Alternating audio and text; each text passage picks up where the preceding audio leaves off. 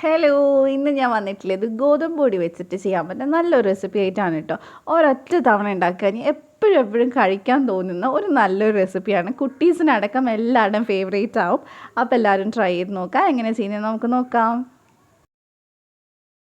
അപ്പോൾ ആദ്യം തന്നെ നമുക്കിതിൻ്റെ ഫില്ലിങ്സ് ഉണ്ടാക്കണം. അതിനുവേണ്ടി ഞാനിവിടെ 1 ടീസ്പൂൺ നിറയെ നെയ്യ് എടുത്തിട്ടുണ്ട്. നെയ്യിൻ്റെ ടേസ്റ്റ് ഇഷ്ടമില്ലാത്തവർ വെളിച്ചെണ്ണയോ ഓയിലോ എന്തെടുത്താലും കുഴപ്പമില്ല. ഇതിലേക്ക് നല്ല പഴുത്തിട്ടുള്ള ഒരു നേന്ത്രപ്പഴം ചെറുതായിട്ട് കട്ട് ചെയ്ത് ചേർത്തിട്ടുണ്ട്. ഇനി നമുക്ക് ചെയ്യാനുള്ളത് നേന്ത്രപ്പഴം നന്നായിട്ട് വേവിച്ച് ഒന്ന് ഉടച്ചെടുക്കാൻ പറ്റുന്ന പാകത്തിലാക്കുക എന്നുള്ളതാണ്. നല്ല പഴുത്ത പഴമാണ് കേട്ടോ ഏറ്റവും നല്ലത്. നമ്മൾ തൊലിയൊക്കെ കറുത്ത പഴം ഉണ്ടാവില്ലേ, അതാണ് കുറച്ചുകൂടെ നല്ലത്. അപ്പോൾ ഇത് ഏകദേശം ഒന്ന് വെന്ത് അതൊന്ന് ചുരുങ്ങി വരുന്ന സമയത്ത് നമുക്കിതിലേക്ക് പഞ്ചസാര ചേർത്ത് കൊടുക്കാം. പഞ്ചസാര ചേർക്കണമെന്ന് ഒരു നിർബന്ധമില്ല. ഓൾറെഡി പഴത്തിന് മധുരം ഉണ്ടാവും. അപ്പോൾ ഞാൻ വളരെ കുറച്ച് 1.5 ടീസ്പൂൺ അത്രേ ചേർത്തിട്ടുള്ളൂ. അപ്പോൾ നിങ്ങൾക്ക് കൂടുതൽ മധുരം വേണമെങ്കിൽ കൂടുതൽ ഇട്ട് കൊടുക്കുകയും ചെയ്യാം. അപ്പോൾ ഇനി നമുക്ക് നന്നായിട്ട് ഇതൊന്ന് മിക്സ് ചെയ്തെടുക്കാം. പഞ്ചസാര നന്നായിട്ടൊന്ന് അലിഞ്ഞ് വരണം. അപ്പോഴേക്കും പഴം നന്നായിട്ട് സോഫ്റ്റ് ആവുകയും ചെയ്യും. അപ്പോൾ ഇപ്പോൾ ഏകദേശം പഴം നല്ല സോഫ്റ്റ് ആയിട്ടുണ്ട്. ഇനി ഇതിനകത്തോട്ട് ഞാൻ തേങ്ങയാണ് കേട്ടോ ചേർത്ത് കൊടുക്കുന്നത്. തേങ്ങയ്ക്ക് അങ്ങനെ ഒരു പ്രത്യേക അളവൊന്നുമില്ല. ഒരു 1/2 കപ്പ് കുറഞ്ഞത് ഇടുക. അതിൽ കൂടുതൽ ഇട്ടാലും അടിപൊളിയായിരിക്കും. കാരണം തേങ്ങ കൂടുതലുണ്ടെങ്കിൽ കൂടുതൽ ടേസ്റ്റ് ഉണ്ടാവും. പിന്നെ നമ്മൾ തേങ്ങ ഇട്ട് കഴിഞ്ഞാൽ ഒരുപാട് നേരം ഇട്ട് വഴറ്റണ്ട. ജസ്റ്റ് ഒന്ന് മിക്സ് ചെയ്ത് കൊടുത്താൽ മതി. കാരണം ആ ഫ്രഷ് ആയിട്ടുള്ള തേങ്ങ തന്നെയാണ് ഇതിൽ കഴിക്കാൻ രസം ഉണ്ടാവുക. അപ്പോൾ ജസ്റ്റ് ഒന്ന് മിക്സ് ചെയ്തതിന് ശേഷം നമുക്കിങ്ങനെ ഒന്ന് ഉടച്ച് കൊടുക്കാം. എന്നിട്ട് ഫ്ലെയിം അങ്ങ് ഓഫ് ചെയ്താൽ മതി. അപ്പോൾ നന്നായിട്ട് ഇതുപോലെ തവി വെച്ചിട്ടൊന്ന് ഉടച്ച് കൊടുത്തതിന് ശേഷം ഒന്ന് മിക്സ് ചെയ്താൽ നമ്മുടെ ഫില്ലിങ് ഇവിടെ റെഡിയായി. ഈ ഫില്ലിങ്ങിന് ഒരു പ്രത്യേക ടേസ്റ്റ് അല്ലേ, നിങ്ങൾക്ക് എല്ലാവർക്കും അറിയാമായിരിക്കും. ഇതിൽ നമ്മൾ ഏലക്കൊന്നും ചേർക്കുന്നില്ല കേട്ടോ, ഇങ്ങനെ തന്നെ മതി.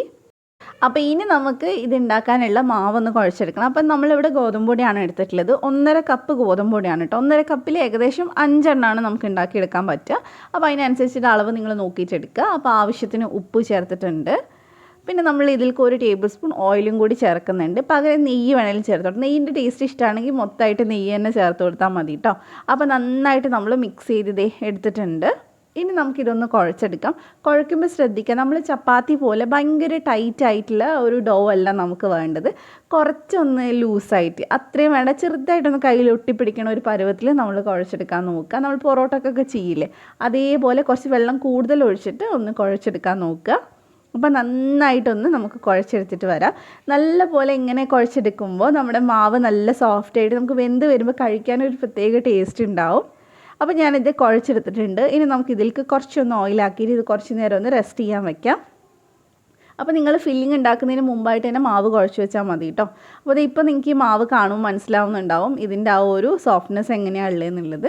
അപ്പോൾ എന്തായാലും ഞാനിതൊരു 1/2 മണിക്കൂർ ഒന്ന് മാറ്റി വെക്കുന്നുണ്ട്. എന്നിട്ട് നമ്മൾ മാവ് എടുക്കുമ്പോൾ ഈ ഒരു പരുവത്തിലാണ് ഉണ്ടാവുക. നമ്മൾ മൈദയൊക്കെ പൊറോട്ടയ്ക്ക് വേണ്ടി കുഴക്കില്ലേ, അതേ പരുവത്തിൽ. അപ്പോൾ ഇനി നമുക്ക് ഇതിനെ ഒരു 5 ബോൾസ് ആക്കിയിട്ട് മാറ്റാം. 6 വേണമെങ്കിലും നിങ്ങൾക്ക് ചെയ്യാം കേട്ടോ. 5 ആകുമ്പോൾ ഏകദേശം കറക്റ്റ് ആയിരിക്കും. അപ്പോൾ ഇത് നമ്മൾ 2 പേർക്ക് കഴിക്കാനുള്ള അളവാണ് കേട്ടോ കാണിച്ചിട്ടുള്ളത്. അപ്പോൾ ഇനി നമുക്ക് എന്തായാലും പരത്തിയെടുക്കാം. പരത്താൻ വേണ്ടി പൊടി ഉപയോഗിക്കേണ്ട, പകരമായിട്ട് നമ്മൾ ഓയിൽ ഉപയോഗിക്കാൻ നല്ലത്. അപ്പോൾ ഇത്രയും ഓയിൽ കഴിക്കാത്തവരാണെങ്കിൽ ടെൻഷൻ അടിക്കൊന്നും വേണ്ട, പൊടി വെച്ച് ചെയ്താലും കുഴപ്പമൊന്നുമില്ല. ഓയിലാകുമ്പോൾ കുറച്ചും കൂടി മാവ് നല്ല സോഫ്റ്റായിട്ട് കിട്ടും. അപ്പോൾ ഇനി നമുക്കിത് നന്നായിട്ട് പരത്തിയെടുക്കാം. നല്ല തിന്നാക്കി പരത്തുക, പക്ഷേ കീറിപ്പോകരുത്. കീറിപ്പോയി കഴിഞ്ഞാൽ നമുക്ക് ഫില്ലിങ്സ് വെച്ച് കൊടുക്കാൻ പറ്റില്ല. അപ്പോൾ ഇത് നന്നായിട്ട് ഇതുപോലെ ഒന്ന് പരത്തിയെടുക്കുക. എന്നിട്ട് ഇതിൻ്റെ നടുക്കായിട്ട് നമുക്ക് ഫില്ലിങ്സ് വെച്ച് കൊടുക്കാം. നമ്മൾ 5 പീസ് മാവ് എടുത്തുകൊണ്ട് 5 ഭാഗമായിട്ട് മാറ്റിയാൽ മതി ഫില്ലിങ്ങിന്. എന്നിട്ട് നമുക്ക് അതിലൊരു ഭാഗം വെച്ച് കൊടുത്താൽ മതി. ഇനി നമുക്കിതുപോലെ 4 സൈഡിൽ നിന്ന് ഒന്ന് മടക്കി കൊടുക്കുക. ഇപ്പുറത്തെ സൈഡിൽ നിന്ന് ഒന്ന് മടക്കി കൊടുക്കുക. അപ്പോൾ ഇതിപ്പോൾ ഇവിടെ റെഡി ആയിട്ടുണ്ട്. എടുക്കുമ്പോൾ സൂക്ഷിച്ചെടുക്കുക, അടിഭാഗത്ത് സോഫ്റ്റ് ആയിട്ടാണ് ഉണ്ടാവുക. അപ്പോൾ ഇതേപോലെ തന്നെ നമുക്ക് അടുത്തത് പരത്തി എടുത്തിട്ടുണ്ട്. ഇതിൻ്റെ നടുക്കായിട്ട് നമുക്ക് ഫില്ലിങ്സ് വെച്ച് കൊടുക്കുക. ഭയങ്കര ടേസ്റ്റാണ് കേട്ടോ, വെറുതെ പറയല്ല. നിങ്ങൾ ട്രൈ ചെയ്ത് നോക്കിയാൽ നിങ്ങൾക്ക് എന്തായാലും ഇഷ്ടമാവും. ഈ നേന്ത്രപ്പഴത്തിൻ്റെ തേങ്ങയുടെ ഫില്ലിങ്ങിൻ്റെ ഒരു സ്പെഷ്യൽ ടേസ്റ്റാണ്. അപ്പോൾ അത് ഇതിൻ്റെ ഉള്ളിൽ ഇങ്ങനെ ഫില്ല് ചെയ്ത് വരുമ്പോൾ നല്ല രസമാണ് കഴിക്കാൻ. അപ്പോൾ ഇതും നമ്മൾ 4 സൈഡിൽ നിന്ന് മടക്കിയെടുത്തിട്ടുണ്ട്. അപ്പോൾ ഇനി നമുക്കിത് ചുട്ടെടുക്കേണ്ട പണിയേ ഉള്ളൂ. പിന്നെ ഇതിൻ്റെ കൂടെ നമുക്ക് വെറുതെ ഒരു ചായ തന്നെ മതി രാവിലെ കഴിക്കാനായിട്ട്. ഇത് നമുക്ക് ബ്രേക്ക്ഫാസ്റ്റ് ആയിട്ട് മാത്രമല്ല സ്നാക്സ് ആയിട്ടും ഉണ്ടാക്കിയെടുക്കാം. അപ്പോൾ എന്തായാലും നമുക്കിനി ഫ്രൈ ചെയ്യാനായിട്ട് ഞാനിവിടെ 1 ടീസ്പൂൺ അല്ലെങ്കിൽ 1.5 ടീസ്പൂൺ ഓയിൽ എടുത്തിട്ടുണ്ട്. നിങ്ങൾക്ക് പകരം വെളിച്ചെണ്ണയോ നെയ്യോ എടുക്കാം. എന്നിട്ട് നമുക്കിതുപോലെ ഒന്ന് തിരിച്ച് മറിച്ചിട്ട് ഇതൊന്ന് വേവിച്ചെടുക്കാം. അപ്പോൾ നിങ്ങൾ വേവിക്കുന്ന സമയത്ത് ഫ്ലെയിം കൂട്ടി വെച്ച് വേവിക്കരുത്. ഒരു ലോ ടു മീഡിയം ഫ്ലെയിമിൽ വെച്ചിട്ട് വേവിക്കുക. എന്നാലും ഉള്ളൊക്കെ നന്നായിട്ട് വെന്ത് വരുള്ളൂ.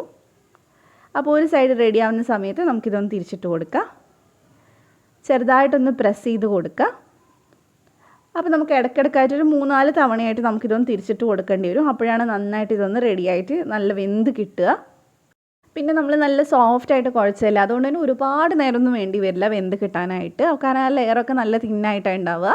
അപ്പോൾ ഇടയ്ക്കിടയ്ക്ക് തിരിച്ച് മറിച്ചോട്ട് നമ്മളിത് വേവിച്ചെടുത്തിട്ടുണ്ട്. അപ്പോൾ അതെ ഇതാണ് കേട്ടോ ഇത് ശരിക്കും പറഞ്ഞാൽ ചൂടോടെ കഴിക്കാൻ നല്ല മൊരിഞ്ഞിരിക്കും. ചൂടില്ലെങ്കിൽ പിന്നെ അത് ചെറുതായിട്ടൊന്ന് സോഫ്റ്റായിട്ട് ഉണ്ടാവുക. എനിക്ക് ചൂടോടെ കഴിക്കാനാണ് കേട്ടോ ഇത് ഇഷ്ടം. ഇവിടെ മോനൂസിനൊക്കെ ഭയങ്കര ഇഷ്ടമാണ് ഇത് കഴിക്കാൻ. അപ്പോൾ എന്തായാലും കുട്ടികളുള്ളവരും അല്ലാത്തവരും ഒക്കെ ഒന്ന് ട്രൈ ചെയ്ത് നോക്കുക. നമുക്കിനി ഇതൊന്ന് കട്ട് ചെയ്ത് നോക്കാം.